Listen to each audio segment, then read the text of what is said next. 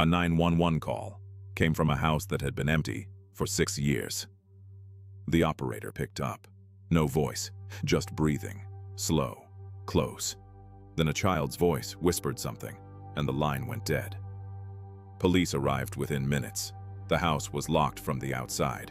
They searched every room. No one was there, no signs of entry, nothing. This is lost signals, where some things cannot be explained, only documented. In 2009, a woman in rural Ohio called 911 in a panic.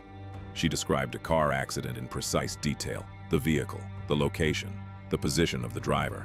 Emergency services were dispatched immediately. When officers arrived, they found the accident exactly as she described. But the crash had happened 3 hours earlier. The driver was already dead. She had no way of knowing. She hadn't been near that road. She described something that was already over, as if she had witnessed it herself. In 2014, a 911 operator received a call from a man reporting a break-in. He gave his address clearly. His voice was calm, unusually hum.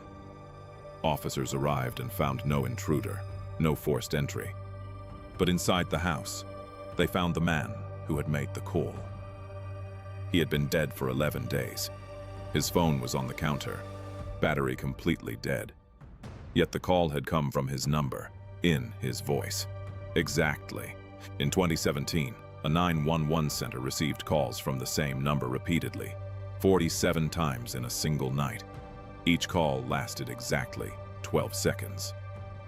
Every call had the same pattern: a woman crying, a door closing, then silence. Police traced the number to an abandoned farmhouse with no cell signal. No one was there, no working phones, no explanation. The calls stopped at exactly 3 a.m., then started again the next night, and the night after that. They continued until the property was demolished. After that, they never came back. In 2011, a 911 dispatch center in Texas received a call from a government emergency line. That line had been decommissioned in 1991, 20 years out of service. The number was not registered anywhere in the active system, but the call came through. Clear, no static, no delay. On the line was a man's voice.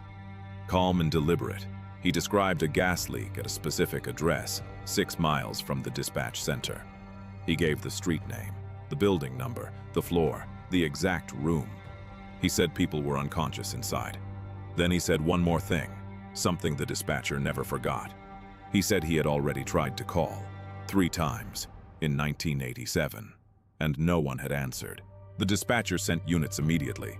Officers arrived at the address, forced entry on the 3rd floor.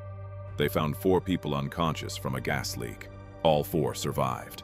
The call was traced. The line it came from had been physically disconnected and removed from the building in 1993. No equipment capable of making that call existed at that location.